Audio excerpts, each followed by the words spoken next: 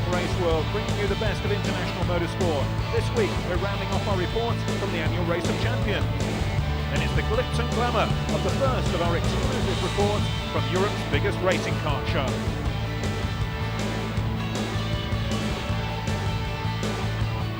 And we'll be catching up with those on the first rung, the ladder towards motorsport fame, UK's newest karting challenge.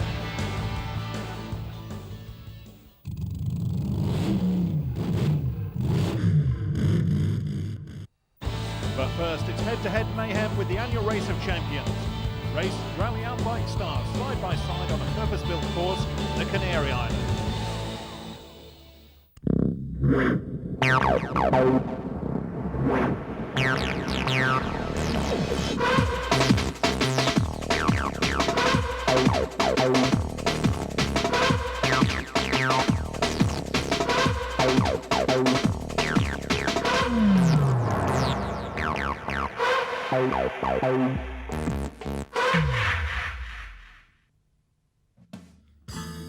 The 2003 Michelin Race of Champions took place in Gran Canaria, once more promising winter sun during motorsport's off-season, together with thrilling racing between the very best of the world's motorsport heroes from 2 and 4 wheels.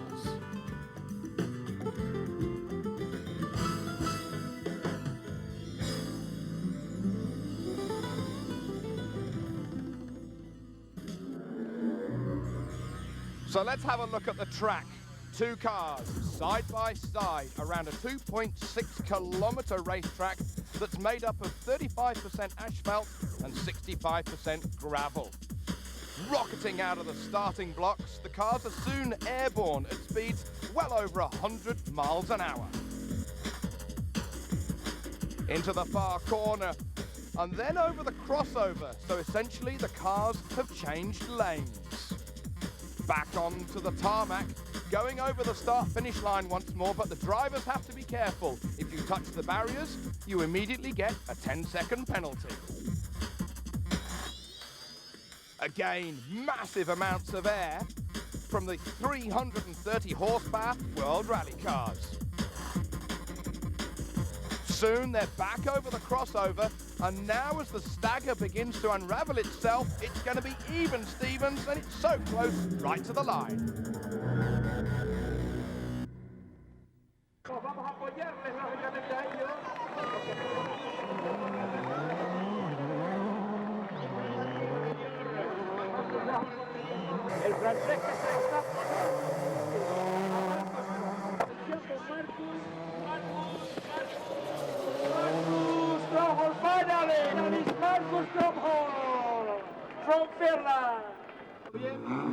Right then, this is the second final. This is Sebastian Loeb up against Belgium's Francois Duval, the first of 3 races, and this is the first heat in the Mitsubishis.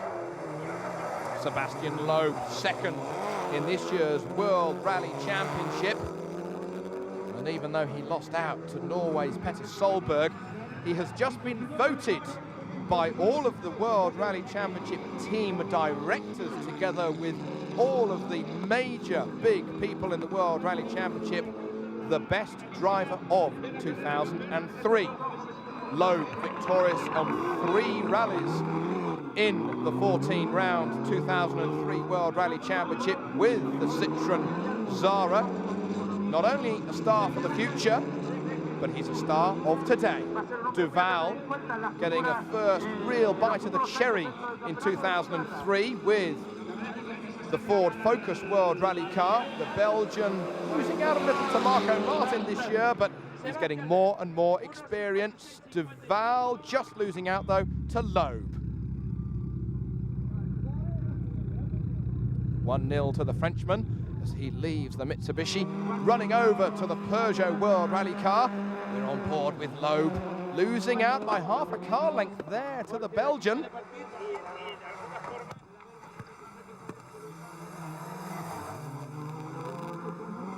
These World Rally cars, sequential gear shift, flat shift. The drivers don't have to lift their right foot off the gas. The electronics, of course, now so important but just rocketing these cars off the line. The immense torque and grip and sheer mechanical traction of these cars now just quite stunning. How can the engineers make them go any faster? Well, they're always working so hard, and that is why we're seeing the very best World Rally action here at the 2003 Michelin Race of Champions. On the crossover, underneath goes Sebastian Loeb. We're on board with him. Grabbing another gear, going down another gear though immediately as he starts the second lap. There is the concentration on the face of Francois Duval, who is in touch but only a couple of tenths of a second away for the flying Belgian. And of course it's ironic that the pair of these two drivers battling against themselves. They've done many tens of thousands of kilometers on the World Rally scene in junior Super 1600 cars. But it was Loeb who eventually came out the world champion in the Junior World Rally Championship a couple of years ago. Will he keep his advantage over Francois Duval now that they're in the big cars? The second race, if Loeb wins this, he's automatically going to go through ahead into the final. Grönholm already through. If Loeb wins this one, he's going to be in the final again, and he does it. Grönholm sees that he's up again for the second year in a row against Sebastian Loeb. Duval saying, we had a lot of fun first with the Mitsubishi. I missed a couple of gears and so therefore lost a bit of time, but in the end I was only 500 back of him, which was good. And with the WRC car, well, he beat me.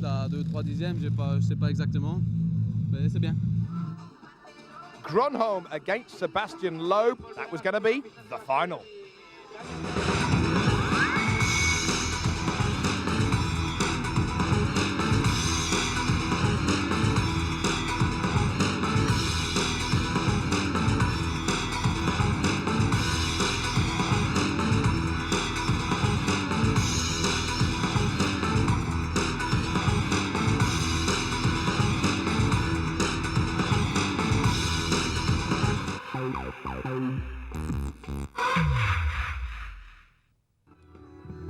The 2003 Michelin Race of Champions final. It's going to be a showdown between Finland's Marcus Grönholm and Sebastian Loeb of France for the second year in a row. A two-time world champion against a future World Rally champion.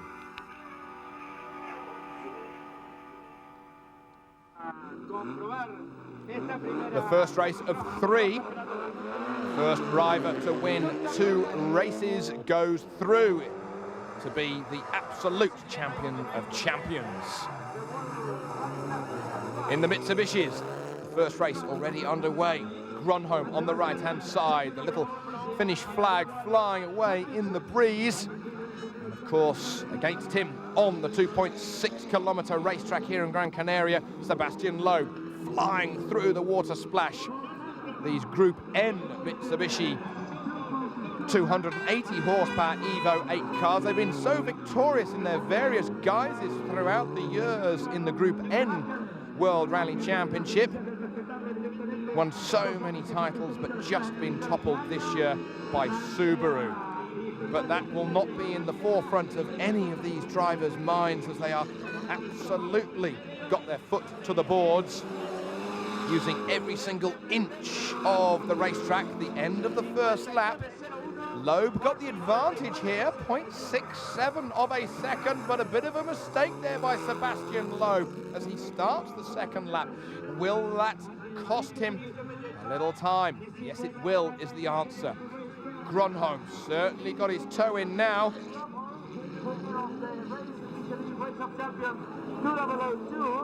One of the things that Marcus Grönholm said that he was having trouble with was just getting used to the softer suspension settings in the Group N car, compared with his much stiffer World Rally car that he has been driving for so many years. But Grönholm did do one rally with Mitsubishi, but that was all the way back in '99. He will have forgotten those kilometers now.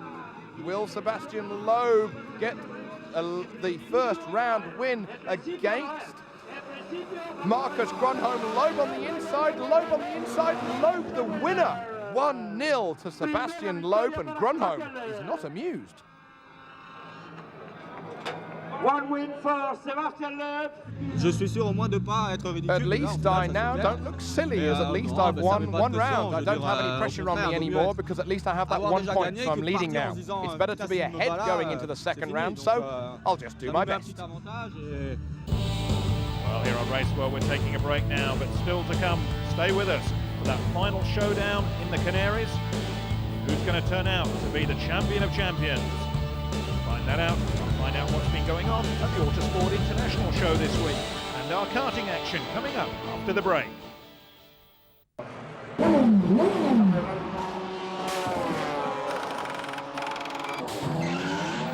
back, and we're back in the Canaries for the final roll of the dice to decide the champion of champions. Marcus, from the Mitsubishis, you're now in your car, so you're looking strong. I don't think so, because Loeb is as quick in this car also. So maybe it's going to go down to the third race. We will see. Ultimate respect from Marcus Grönholm towards Sebastian Loeb as Gilles Panizzi looks on.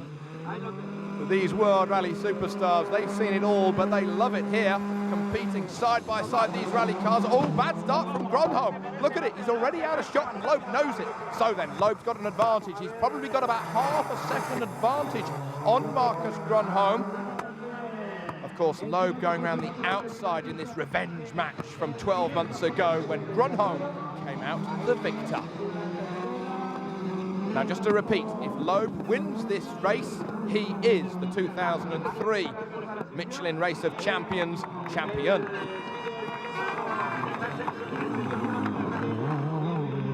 Difficult to compare at the moment between these two as the Finn is kicking up the dust in the face of Sebastian Loeb over the crossover. That's about even Stevens. There's not a lot in it between these two.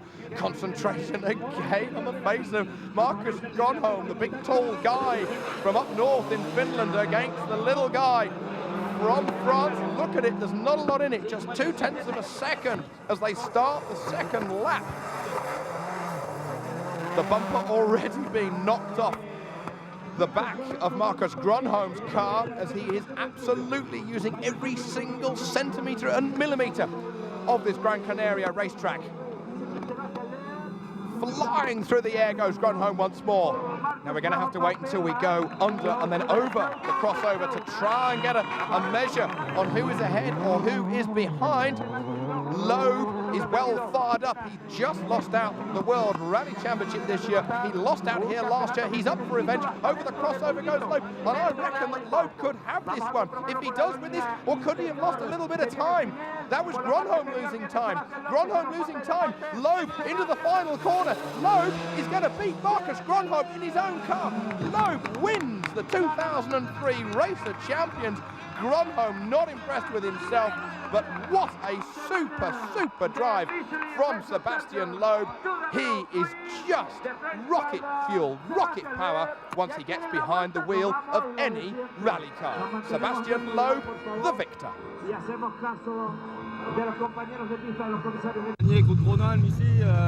He says to beat Grönholm here is just brilliant. Last year we were both in the final here and he won, but this time I'm the winner, so I hope it's just a good omen for next year's World Rally Championship, because when I was second here, I was second in the WRC. Loeb, the third French Race of Champions champion after Auriol and Delacour. He beat Grönholm. Good. It's not so important. I won last year here, but the championship was bad, so maybe now it will be good next year. The 2003 Michelin Race of Champions in Gran Canaria was once more a thriller. Make sure you join us next year for more stars and more action. And from one great annual extravaganza of motorsport, we're off to another. We're now travelling to Birmingham in the UK, the glitz and glamour of the Autosport International Show, with reporter Russell Fisher.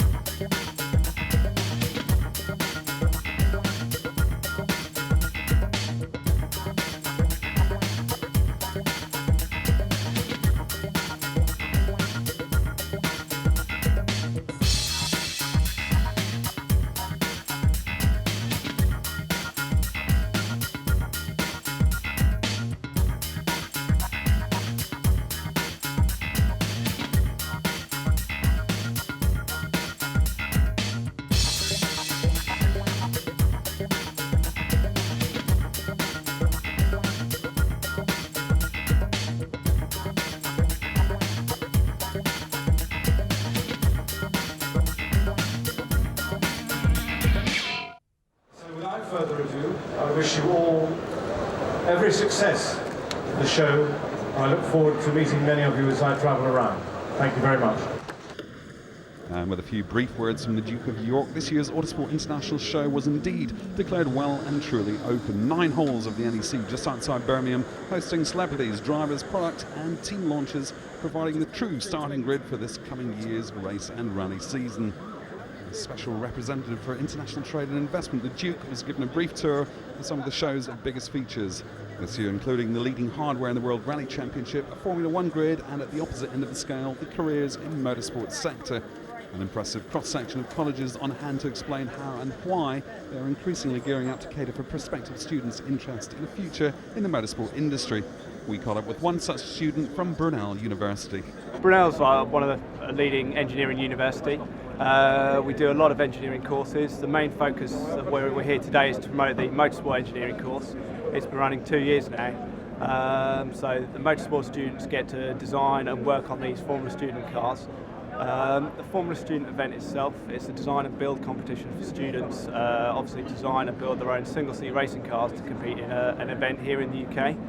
Obviously the course is engineered based, so you study all your main engineering modules, your boring stuff like your thermofluids and your fluid dynamics and your stress, but then you delve into the more advanced stuff, or the more interesting stuff like the chassis development, the suspension design, then you get to work on the engines as well and develop those, and then into aerodynamics when things start really, well, that's what I did my main project on, it was aerodynamics and what interested me about the cars and what I went into on this. Career-wise ambition obviously to get into motorsport, obviously probably start off at the bottom like everybody else, you've got to start somewhere even if it is a T-boy.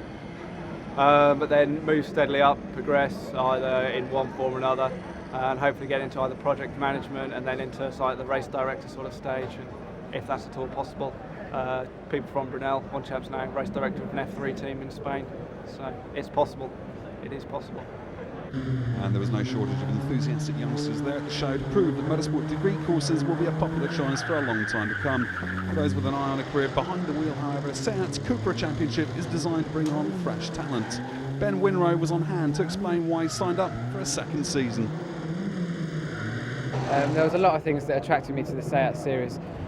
First of all, there was a great driver package that went with it, a good personal development program for myself, fitness training, and good support through the season. For the training programs, they sent us to Loughborough University, where we trained with some top athletes, and just gave us lots of dietary information and ways in which we can stay fit and healthy. We don't get a lot of testing in Seats. What we do get is pre-race testing on the Thursday, and then qualifying on Saturday, race on Sunday. So the time in the cars is fairly limited, which is good because it makes for a good race at the end of the day. Yesterday at the show, I was the first driver to sign again for the Seat series, so I'll be racing in the Seats again next year. I came into the Seats as the youngest driver at the age of 17, and I think it's a fantastic series. I can't fault it this year. For the first year they've run it, I think they've done an excellent job, and it's just a great series to be in, and I'm proud to be in it. Well, for those visitors to Autosport International who hungered for a more hands-on experience, there was no lack of opportunity. If you wanted to get behind the wheel, there were, of course, the karts, proper timing and proper racing. And those happy to act as passenger could sign up for a few sideways laps of an indoor course in a Caterham driven by a fully fledged touring car racer. Or, for those who prefer the armchair approach, the live action arena had it all. Lights, action, and of course, dancing girls.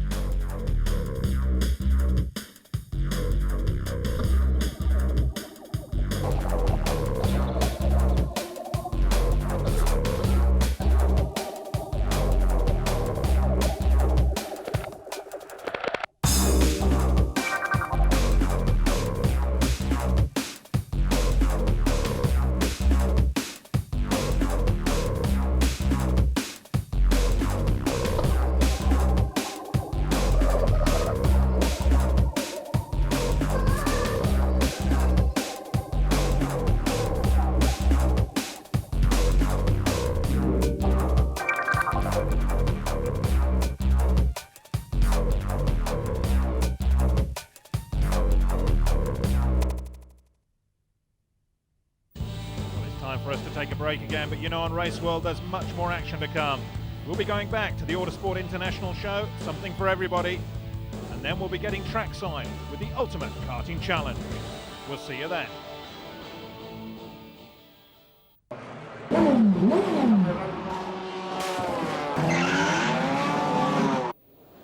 Well, the live action display then, as you saw before the break, included some of the most powerful contemporary hardware on the grid.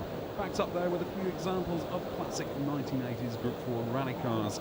And talking of classics, one of the biggest areas was devoted to the sale, staged by auctioneer Coys. We asked Chris Ratledge for the background. This is our third year of coming to the Autosport show. We found it a very attractive platform for having an auction of this based around sports and competition cars. Obviously the people who come to the show have a love, have an enthusiasm for those types of machines to start with, and obviously if we lay out a whole bunch of them attractively for sale, then hopefully they'll be knocking down the doors. The specialist and classic car market has gone through a period of rejuvenation in the last sort of 12 months. You've had a few situations in the last few years, what with 9/11 and the Gulf War, that have given the people reasons to perhaps not be spending money on their classic car hobby, but these sort of things have been clearing up recently. The stock market's now back on form, and we've seen that there's been some very, very strong auction results across the marketplace throughout the end of 2003 and hopefully into 2004. Obviously, historic motor cars that you can actually do something with, cars that have a purpose, have a job, are very, very popular at the moment. Obviously, everybody loves to have an E-Type Jag to drive down to the pub on a Sunday, but if you've got an E-Type Jaguar that's perhaps FIA competition prepared, that you can use at great events like Goodwood Revival, then there's an extra attraction there to the buyer. Not only are you buying the car, but you're also buying a car with a specific job and purpose. One of the more interesting cars here for the rally enthusiast is the 1988 Mitsubishi Starion. This is a championship rally winning car, so it's got a great history. It's eligible for historic rallying, and it comes with a spares package. Now this is a really rare sight to see in the UK, a genuine Chevrolet NASCAR. This is the Matt Kenseth car, which has found its way to the UK via Sweden, where it went to after retiring. A great car for track days at Rockingham, I think. We are estimating the value of this particular rare machine at between £20,000 and £30,000. £24,000 to £26,000 today will buy you another one of our very special American racing cars. This is the Lola Chevrolet. It's actually a kart car that's come over from the States. Not eligible for any historic racing yet, but certainly something for the future. Well, this is just about everybody's favourite here, the Mini Cooper S 1968, an absolutely beautiful little car, fully restored, with an estimate of between £4,000 and £6,000. Well, how about this? A genuine Formula One car for between £6,000 and £8,000. This is the 1980 Fittipaldi, which was run by Fittipaldi's own racing team, which disbanded in 1982. But with historic Formula One now becoming more and more and more popular, this really is good value. And indeed, as well as the grid of this year's F1 cars, thoroughbred Formula One machinery was attracting its fair share of attention from those old enough to remember when rubber was fat, the engines were exclusively Cosworth, and the moustaches and sideburns were unfeasibly large. We'll look closer at that and other aspects of this year's Autosport International next week on Raceworld.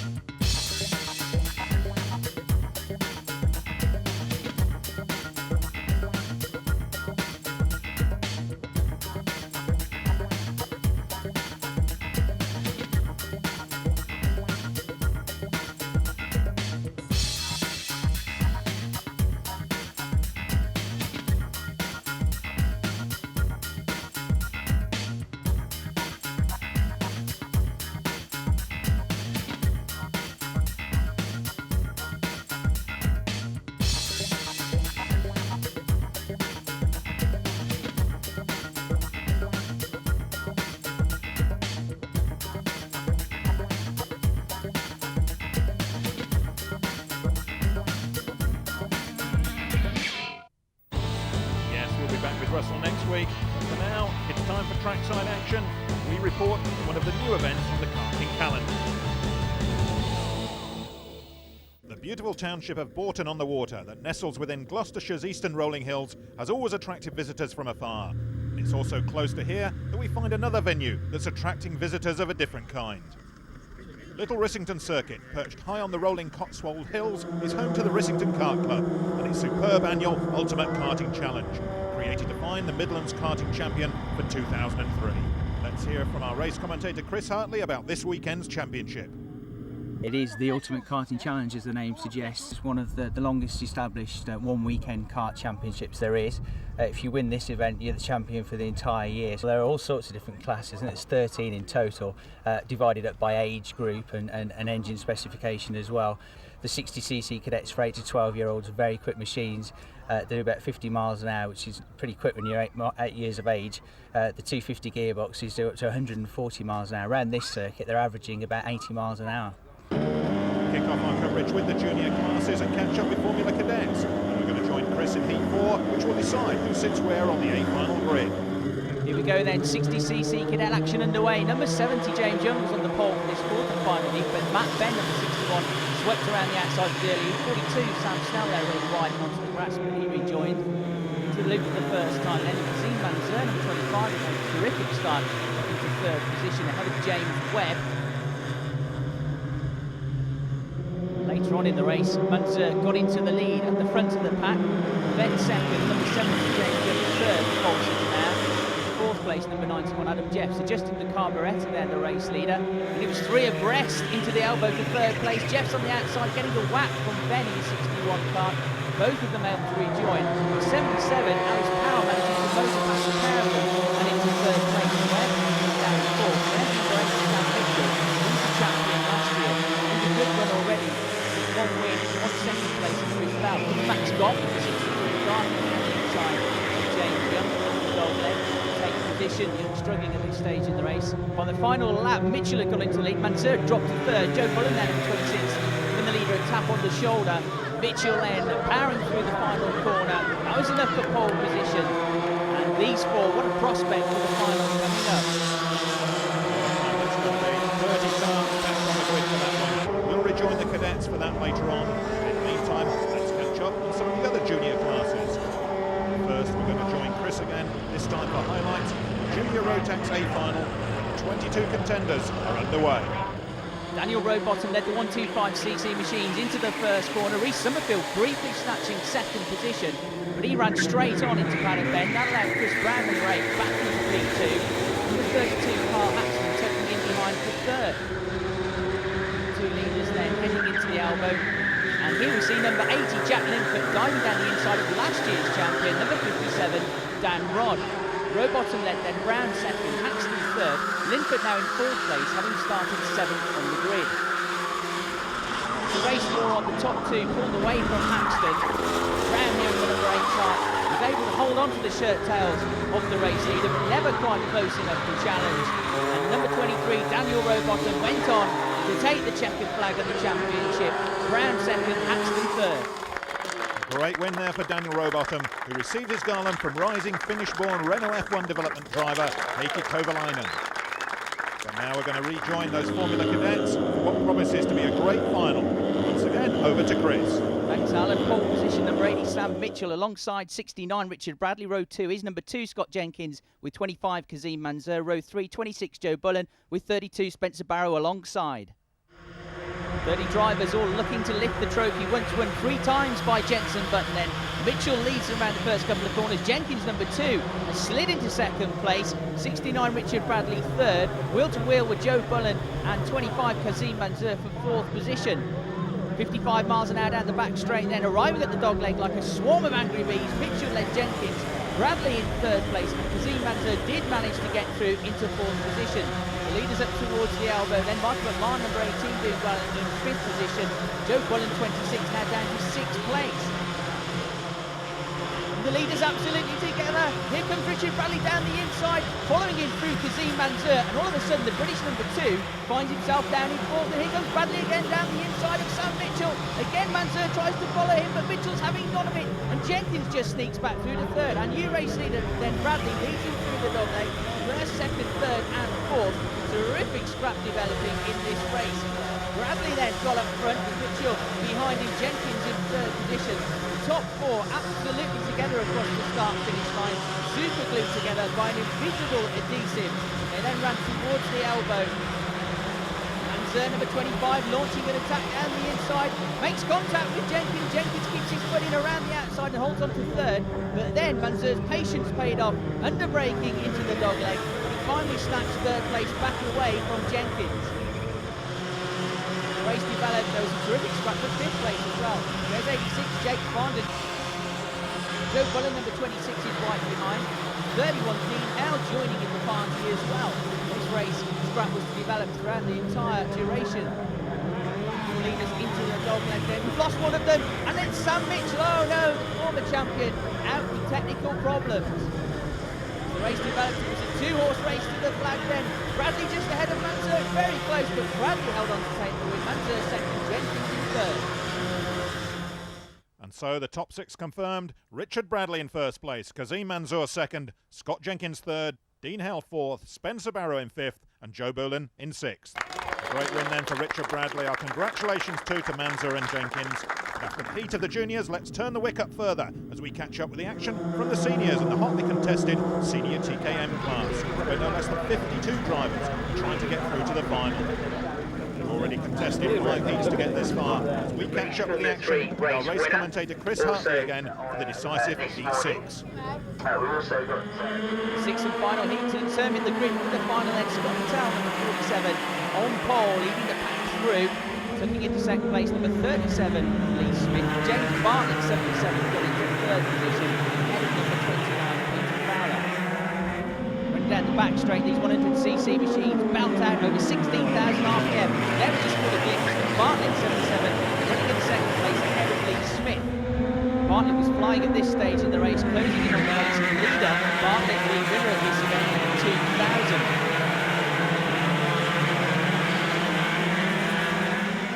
Due course, he got at the head of the pack, ahead of Mittel. And then for the next couple of laps, the pair of them were to trade places.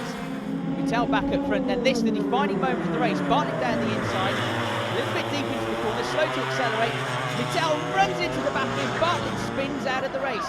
Ross Allen then came storming through to take second at the flag. That became first when Mittel was later excluded with careless driving. Thanks, Chris. We'll rejoin the senior TKMs in a moment, but let's first get some action from another TKM class. This time it's the juniors as they contest their A final. Will Waterman, the man on pole for the final then. Bumping and boring in the midfield, left 24 James Birch and 37 Michael Collins off, pointing in the wrong direction. Waterman led there. Terrific drive for number 36 Ed Pankey on his first ever visit to this circuit. Scott Allen, championship favourite, up to third early on from 8th on the grid. Then came the overtaking manoeuvre of the day, all the way around the outside into the super tight dog leg. Ed Pankey into the lead of the race. Later on though, Scott Allen came through to take the lead of the junior TKMs. Here crossing the line to take his third consecutive championship. Second place to Waterman, third was Mark Tisdale. And from the junior TKM winner, we go to the junior intermediate class A final. Double heat winner Adam Rogers, the man on pole for the intermediates, alongside 11 Ed Lobianco. Lobianco took the early lead. Luke Gordon, 24, storming through from 6th on the grid to take second. He had a scary moment at the grass that dropped him down the order. Holden Fox at 73 then moved into third position. And this spectacular crash with number 28, Mike Toby, flipped his cart. That brought out the red flags. The race was stopped. Thankfully, Toby was absolutely fine. These karters are tough nuts. The field bunched back together. Cornwall grabbed his second chance and moved into the lead of the race. He went on to take the checkered flag from Rogers in second, Tom Ross in the third.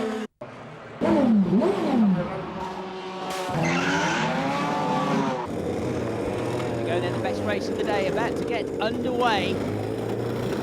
Three drivers into the final. Parker on the pole was outgunned at the start by 11 Mike Brinkworth, made a terrific getaway into the loop then. Brinkworth led, Parker second, Ross Allen third, Ian Blake number 94 in fourth position, Guy Tolley in fifth place.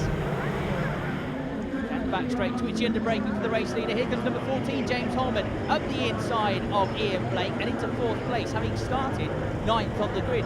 Cracking opening lap for the 2001 champion. Closing up now to the tail of Parker, outing the curbs on the way through the elbow. Brinkworth leads, Allen second, Parker and Holman third and fourth. There's Ollie Roberts, number 7, having climbed up to 7th from 13th on the grid. He then moved into the top 3, a terrific drive from Roberts then. And here comes Parker down the inside of Holman. Parker gets his nose in front, but he's a little bit sluggish to accelerate. Holman pulls back alongside, not fully alongside though. They swap paintwork and disaster, both of them out of the race. And Allen back up front, challenges for the lead of the race and gets there. Brinkworth demoted to second position. And Brinkworth immediately trying to fight back now across the start-finish line. Second place, simply not good enough in this race. No way through though, and Allen has the lead of the race. Making a perfect day for the family. His younger brother Scott having already won the junior TKM final. Twitch ended breaking into the dogleg for the final time. Brinkworth was still applying the pressure all the way through the closing stages. Up towards the elbow now. Brinkworth pulls to the outside. Allen looks over his shoulder, but he's not there. He's gone the outside. Now he cuts back to the inside, neck and neck, across the line together. Brilliant finish to a terrific race. Fantastic stuff, thanks Chris, and as the results confirm, it was Ross Allen who took the win from Brinkworth by only 0.05 seconds, with Roberts, Bean, Blake and Bartlett completing the top 6. Jason Byrne led the 125cc seniors into their final heat then. Number 13, David Tansey alongside Chris Petto there, running off the circuit. He was one of the heat winners earlier, alongside Richard Hughes and Sean Fulford. Byrne hard on the brakes heading to the top, then takes Scott number 37. Second place ahead of Tansey. Ready for getting squeezed, that's Ryan's wrist on a hitch ride. And then he runs into number 72, Nathan Freak, former British Kart Grand Prix winner. John Brookbank's number 74 has moved up into third place by this stage of the race. Tansley is then coming under serious pressure from number 19, David Daltrey. Here is Daltrey with a good run through the start-finish line, through paddock bend, closing. Too close, runs into the back of Tansey, spins the number 35 out of the race. Not too much to choose between the top 3 in this sport heat. Ron and Brookbank continuing to pick the pressure up on Bird. Coming through the final couple of corners here. Richard Hughes in the background in 4th place. Bird was to become the 4th different heat winner in 4 races. Tantalising prospect in the final then. Great action then to come from the Rotex Max A final. But let's quickly take a look at the gearbox classes and join the 210 national class for their A final. Once again with Chris. Thanks Alan. Standing start then for the gearbox classes. Stephen Plain on pole position, Tom Anderson alongside number 26 Steve Morris missing from grid 3, having failed to make it around the formation lap. Plain getting off to a terrific start, took the early lead. There's number 3 Graham Payne, last year's winner. He got up to 3rd place, but by lap 2 his car had let him down. That left number 10 Adrian Watkins, 76 Paul Fowler, and number 9 Paul Cox to enjoy a 3-way tussle for second position. That's for some time. Up front though, it was a case of plain sailing for the race here. Here he is lapping number 11 Nick Stanley, looking to emulate Nigel Mansell that won this race 3 times in 1969, 1970 and 1972.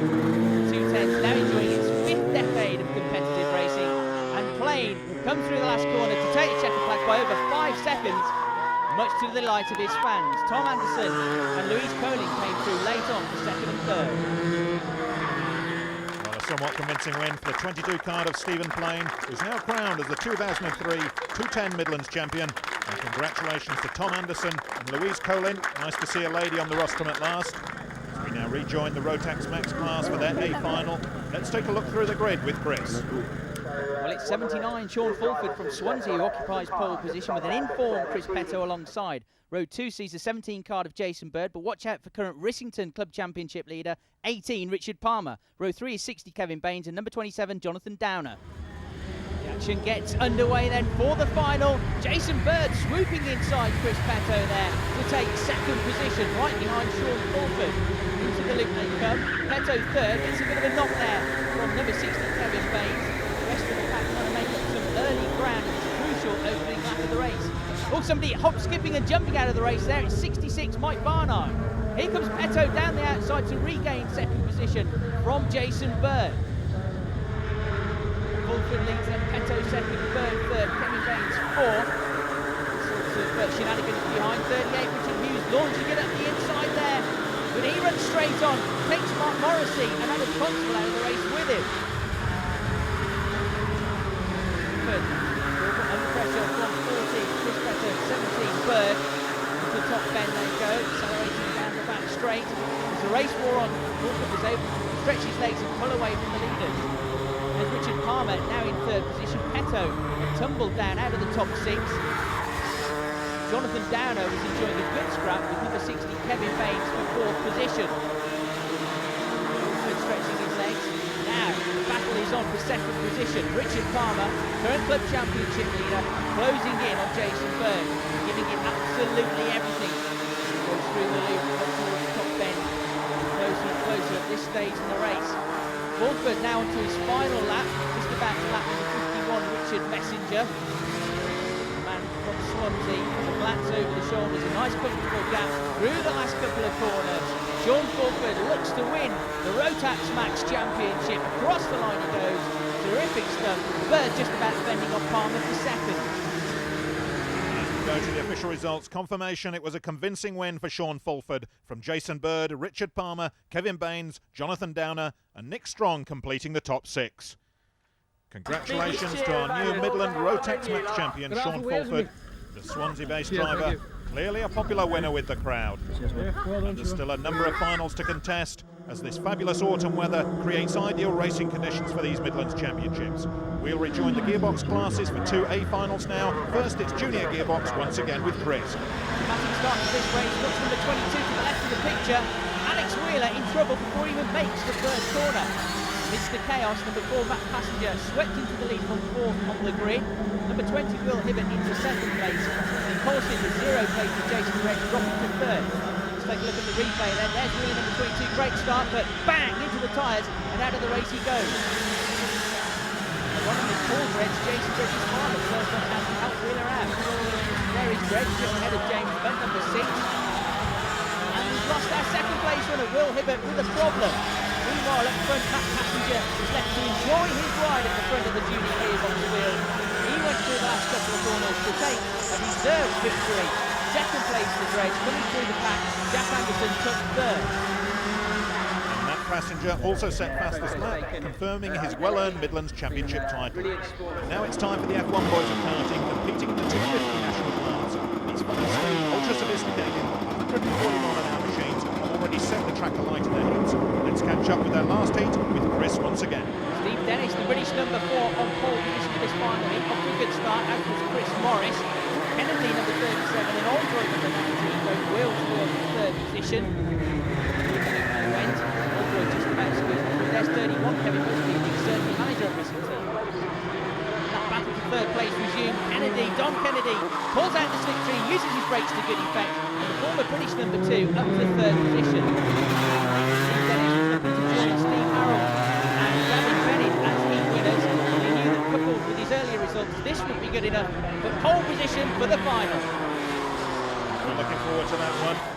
Really, our camera crew, other things on their minds, but for the crowd, all eyes now focused upon the 250 National A final. Front row sees Steve Dennis on pole with the 5 kart of Bennett and 41 Morris alongside. Row 2 has 17 Harold with the 0 plate Witts alongside, and completing the 3rd row is 7 Baldwin, 21 Matthews and 19 Aldroyd.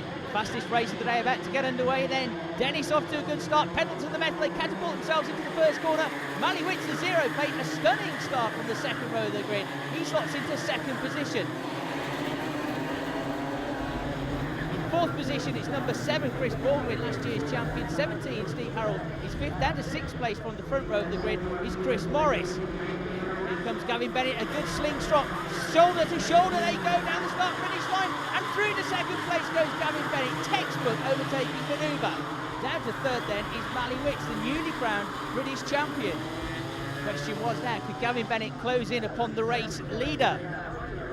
The answer, yes he could. At this stage he was absolutely flying, closing right up to the tail of the race leader. These pairs circulating at an average speed of 80 miles an hour, top speed of 105. Bennett getting just about as close as he could to the rear aerofoil of the race leader without actually running into him. Terrific scrap at this stage in proceedings. Further back, Chris Baldwin, the champion last year, propelled himself ahead of Mally Witts and into 3rd position. Chris Morris has recovered to 5th position. The 3 of them were enjoying their own private tussle for 3rd place. See Chris Baldwin there working away at the cockpit. It's tremendously physically demanding at the helm of these 250cc enormously quick projectiles. Into the final lap, and Steve Dennis had broken the spirit of Bennett, pulling away here through the final corner to take the 250cc championship. Glance over the shoulder, 2 arms in the air, takes the title. Bennett second, Baldwin third. Well, a great but hard-fought-for win then for number 4, Steve Dennis, only 1.41 seconds ahead of number 5, Gavin Bennett. Baldwin third, Witts fourth, Morris fifth, and Oldroyd sixth. Well done once again to our 250 Midlands champion Steve Dennis, and also to the runners-up. But sadly, that's all from the Ultimate Karting Challenge here at Rissington. We're sure you'll agree that this event, with its unique variety of classes, has provided some great racing action. We'll be back here next year and back on your screens next week. See you then.